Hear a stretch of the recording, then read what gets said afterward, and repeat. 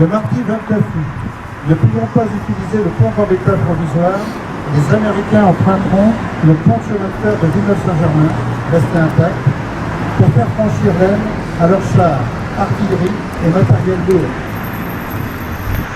Après la descente du talus de voie ferrée, côté Saint-Médard, l'armée américaine se concentre place d'Alsace-Lorraine. Il est 11h30, le temps est pluvieux.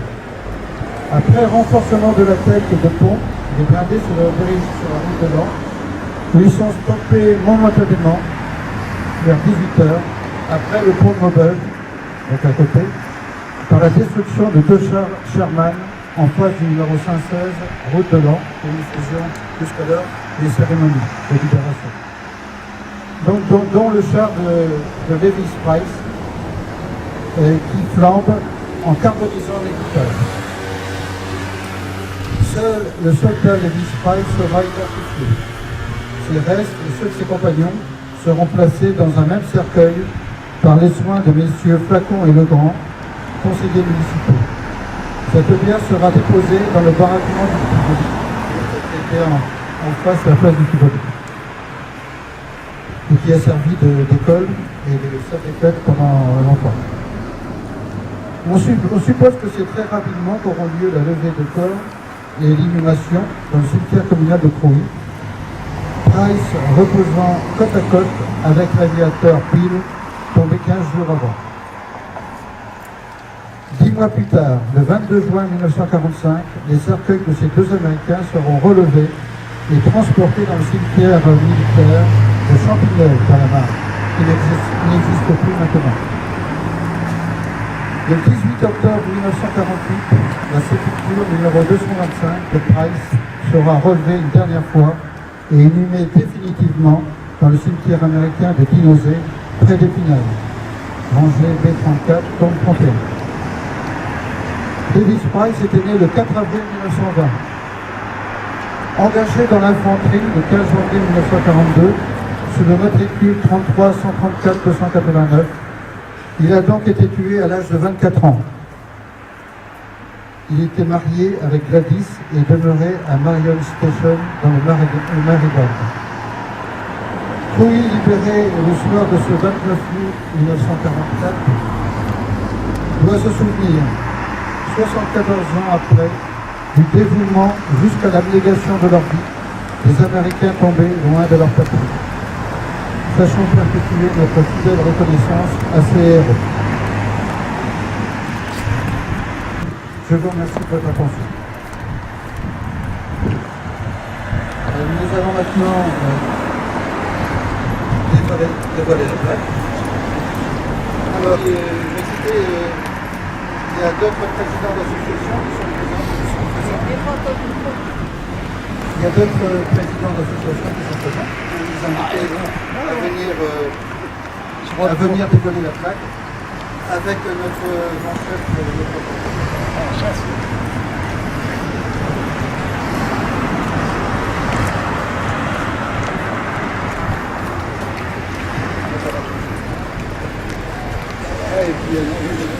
Alors, je vous invite à tirer le tiret. Voilà.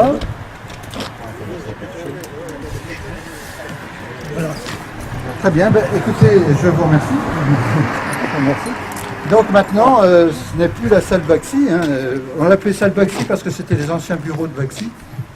Maintenant, il faut dire salle Price. Voilà. Merci.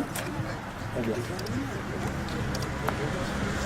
Et il y a un dépôt de gerbe. Je vais demander il y a une adjointe. Alors oui, il y a des copies pour l'association 1944, qui vont déposer aussi quelque chose. Et puis la gerbe de Crouy, je vais demander à Mme Cordevin, et puis les conseillers qui sont là, les conseillers de déposer la gerbe de Crouy avec elle. Donc les conseillers présents, si vous voulez venir Madame Monsard. Papa, je vais vous la donner. Voilà. Tu prends ta poche, tu déposes pas, voilà. Non, c'est Mme Cordevin et les conseillers. Donc, je suis en Allez-y, les gens qui prennent. Pierre, Et consigné. Voilà. Allez-y. c'est bien. Accompagné de Sur l'honneur, sur l'honneur. on n'arrête pas. Hein. Bien, Aurélie. Allez-y, madame. Vous êtes rentré au pied. Au pied de la plaque. Allez, là c'est une jeune. Une jeune et puis plus âgée. Hein?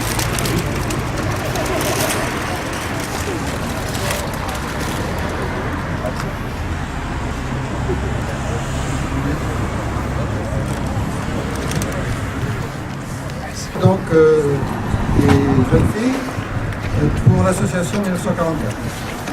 Allez chercher là. Allez-y.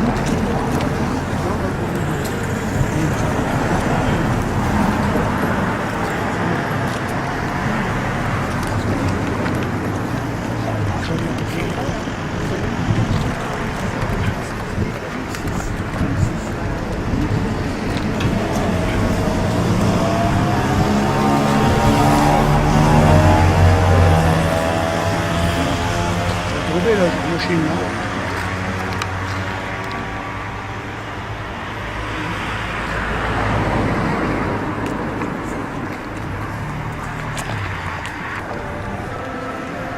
Daniel.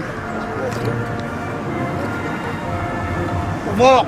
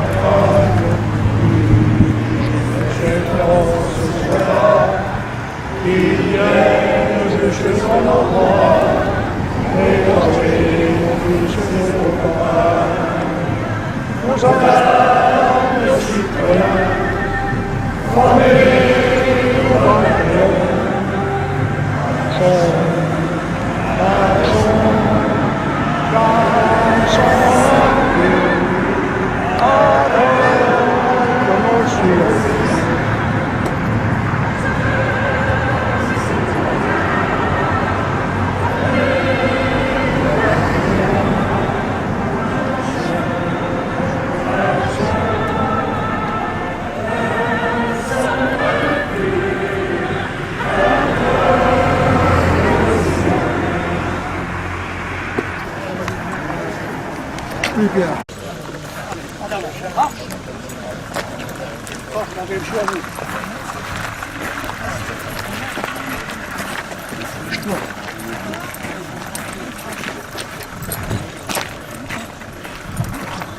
En biais, hein, en biais, s'il vous plaît. On va sur un poil.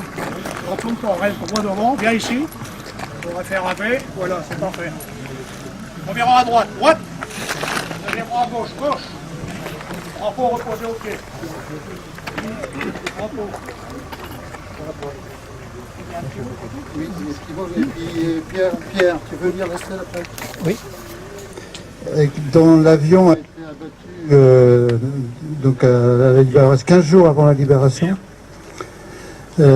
Ici, il revenait de Veniselle. Son avion a été touché. Il était accompagné de 2 autres avions. Il se dirigeait vers l'Angleterre. Lorsqu'il a survolé la voie de chemin de fer, il a vu qu'il y avait un convoi militaire allemand. Et malgré qu'il était touché, il a attaqué une première fois. La deuxième fois, il y avait des batteries anti-aériennes déjà dans la rue, qui ne s'appelait pas encore la rue du Capitaine Peel, mais il y en avait là, et il y en avait aussi sur le convoi militaire. Donc l'avion a été abattu, et il s'est scratché là, à la 2e ou 3e maison derrière. Là. Il y a eu longtemps l'épave de l'avion qui avait été transférée dans le chemin de Bouquet. Et puis vous savez qu'on a récupéré maintenant en mairie, et on l'a mis bien en évidence, le dessous de l'aile de son avion. Un conseiller municipal, Pierre Menotte, va vous faire la lecture de la stèle, où il y a quelques imprécisions. Ce que je vous dis là, c'est parce que on a pu faire des réunions après avec des témoins de ce scratch. Donc ils nous ont raconté que l'avion était déjà touché, mais il y a des héros. Voilà Pierre. Pour le drapeau, vers là-bas. Merci. Drapeau haut. Revenant de mission et ne disposant plus que d'armements de faible portée, en apercevant un train d'armement allemand en gare de Crouy, le capitaine Peel décida de piquer pour le détruire. Abattu par les Allemands, son Thunderbolt P-47 s'est écrasé à 30 mètres d'ici le 14 août 1944. Merci.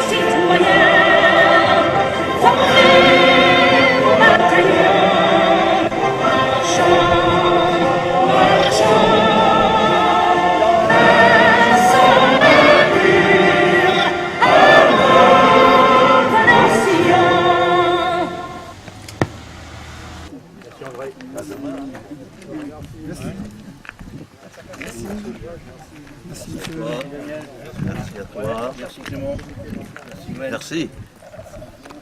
Merci, grand.